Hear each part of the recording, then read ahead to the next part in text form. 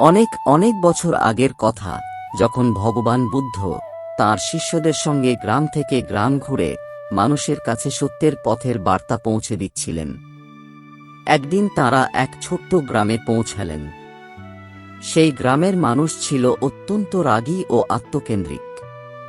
তাদের কাছে জীবন মানেই ছিল কেবল নিজের জন্য বাঁচা। অন্যের কষ্টে তাদের মন কাঁপত না। বুদ্ধ লক্ষ্য করলেন, মানুষ অহেতুক ঝগড়া করে সামান্য কারণে শত্রুতা সৃষ্টি হয়, আর কেউই একে অপরের পাশে দাঁড়াতে চায় না। তখন বুদ্ধ স্থির করলেন কিছুদিন ওই গ্রামেই থাকবেন। তিনি শিষ্যদের বললেন, ধৈর্য ধরো, এখানে আমাদের সবচেয়ে বড় কাজ করতে হবে। এই হৃদয়গুলোকে প্রেম আর করুণায় ভরিয়ে তুলতে হবে। প্রতিদিন সকালে বুদ্ধ গ্রাম্য চত্বরে বসতেন এবং জীবনের গভীর অর্থ মানুষকে বোঝাতে চেষ্টা করতেন। প্রথম দিন খুব কম মানুষ এলো। যারা এলো তাদের কেউ কেউ তাঁর উপহাসও করল। কিন্তু বুদ্ধ শান্তভাবে মৃদু হাসলেন, তাঁর কণ্ঠে রাগের কোনো ছাপ ছিল না। তিনি বললেন, যেমন একটি বীজ অঙ্কুরিত হতে সময় নেয়, তেমনি মন বদলাতেও সময় লাগে। ধীরে ধীরে কিছু গ্রামবাসী তাঁর কথা শুনতে শুরু করল। একদিন গ্রামের সবচেয়ে রাগী মানুষ ভীম বুদ্ধের সামনে এলো।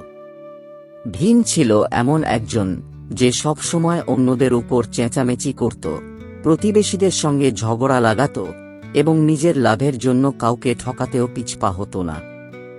সে বুদ্ধকে ব্যঙ্গ করে বলল, তোমার কথা যদি এতই আশ্চর্য হয়, তবে আমাকে শান্ত করতে পারো না কেন?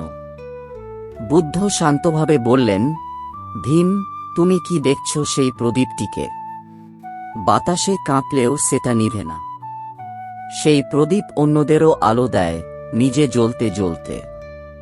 যদি তুমি চাও, তোমার জীবনও এমন হতে পারে। ভীম হেসে চলে গেল, কিন্তু বুদ্ধের সেই কথাগুলি তার মনে এক বীজের মতো গেঁথে রইল।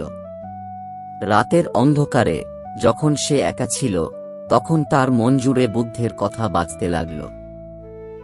পরদিন সকালে সে আবার এলো।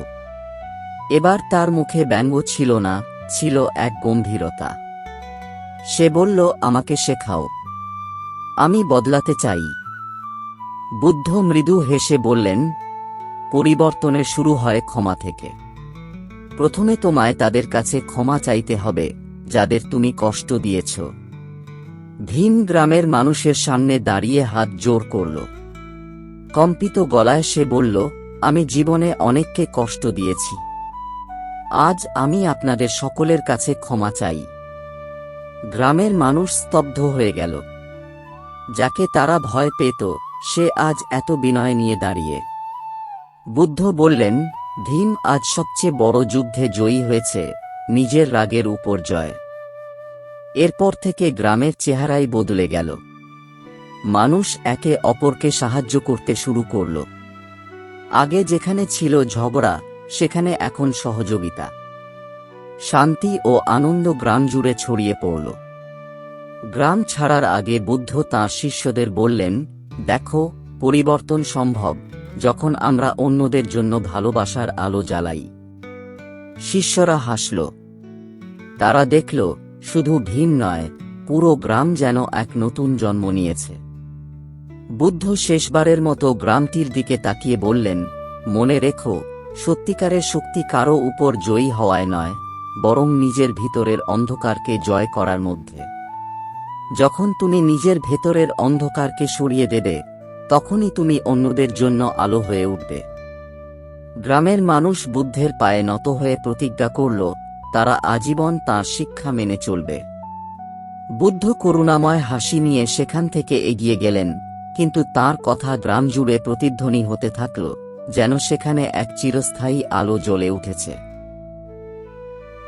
আমরাও যদি নিজের জীবনে তাকাই, তবে দেখব, সবচেয়ে বড় যুদ্ধ বাইরে নয়, আমাদের ভেতরেই।